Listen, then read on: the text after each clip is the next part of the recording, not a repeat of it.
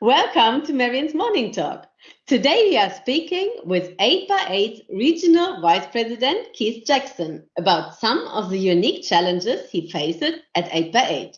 Welcome, Keith. Hi, Marianne. How you doing?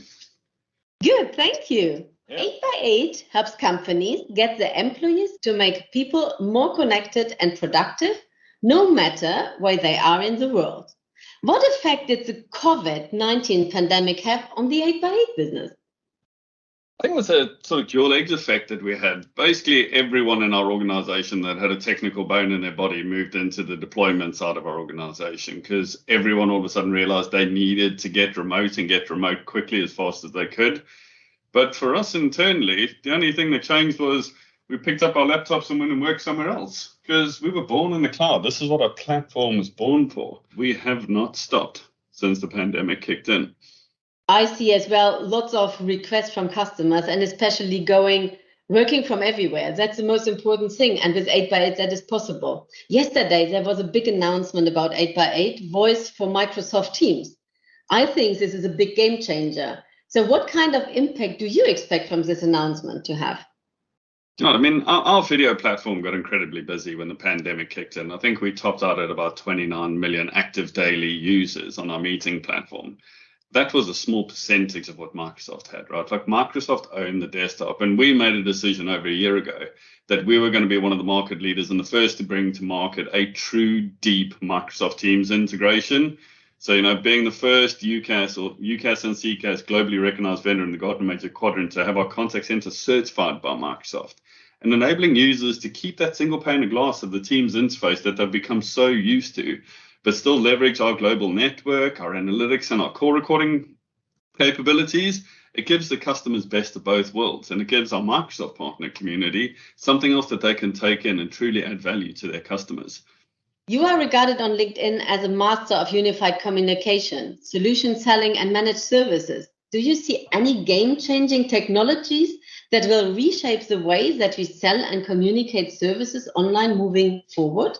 Everything nowadays is API driven. The amount of data that we're creating with customers, whether it's in the contact center side, whether it's in the financial services, the analytics, whatever it may be, I think the partners that take all of that data and utilize the APIs that are open on our platform and all the other vendors' markets and giving their customers true insights with a seamlessly delivered professional services capability, those are the partners that are going to start making a good amount of margin.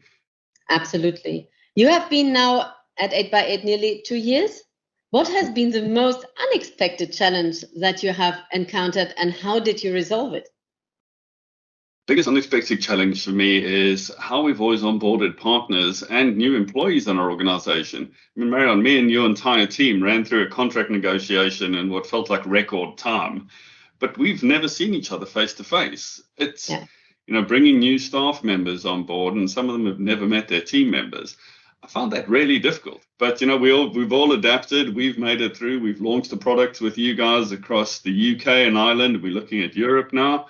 And I think we've all sort of done the best we can, but I genuinely cannot wait to sit down and do this all face to face again. To be honest, if you had asked me before, is this all possible? Yes, onboarding a complete new vendor without even seeing each other, I would have doubted, to be honest. Yes, but as you see, we have done it, and I have as well. I think 5 new people in my team, which I never have met personally, and this is really strange. So, can you tell me a little bit about what makes 8x8 solutions so different? You would have seen the recent press release that we made around creating a new category called XCaaS. I mean, this is the world where unified communications and contact center truly intertwine. Having all of the features and functionality that sit under one platform within 8x8. So taking our CPaaS division, our contact center division, and the UCaaS division, and giving customers the ability to blend those features across the entire platform. That's what makes it different. We let customers choose what they want to use out of our platform. We don't push them into a single license tier.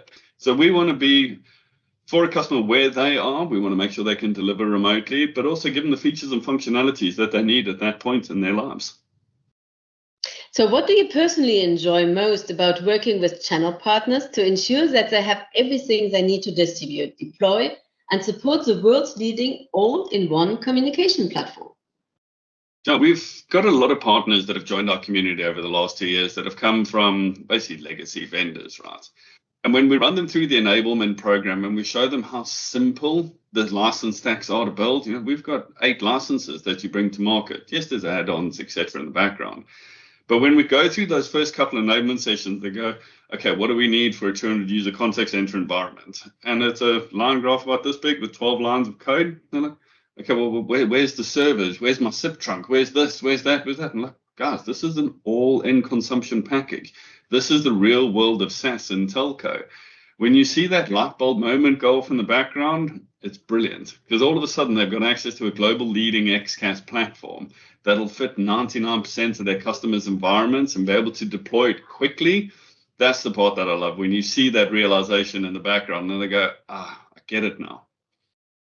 So, Kees, another question. So personally, what are your hobbies? I see the Peloton. So do you do a lot with it?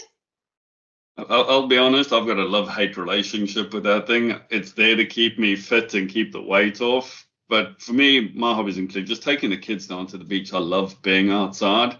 I'm the happiest person. If I'm sitting in front of a barbecue or I'm sitting outside in the forest and I've got my kids and my dogs and the family around with friends, that's the thing that makes me truly happy. So I'd love to say that I enjoy being on that thing, but I definitely do not. It's a needed necessity in my life. So, but your kids, how old are they?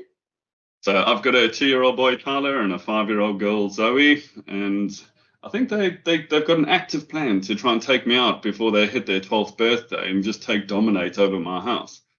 Yeah. So how was it now when COVID was? It was fun for the first couple of weeks because I left my office and 30 seconds later I was at home. I take my hat off to my wife, how she sat for 4 or 5 months in that first lockdown and kept them entertained. I don't have the patience for that. So every day I walk out and you can just see it in her face. I'm like, all right, you need a glass of wine or you need a whiskey once the kids have gone down. But it did make me realize how much I enjoy a hybrid working model. Yes, I want to be back in the office, but also I like being here. That at 5:30, 6, 7 o'clock, whenever I finish work at night, it's a couple of steps and I can go and see my family or have lunch with them during the day or at least enjoy breakfast with them. So this new world of hybrid working that everyone keeps talking about, I'm actually looking forward to it. I don't know about you. Yeah, me the same. So I had done an interview with the kids. I do not know if you have seen that morning talk. And I asked the kids, what should we do with the parents? Should we leave them again into the offices or do they want that they stay at home? And they say the same thing. Yeah, so it was half, yes, okay, they can be more at the office, or yes, they want to have them at home. So it was really nice to see what the kids think about it. Yes, so they really enjoy spending more time with us. Yes, on the other hand, yes, they want that we are happy as well. So that's really interesting.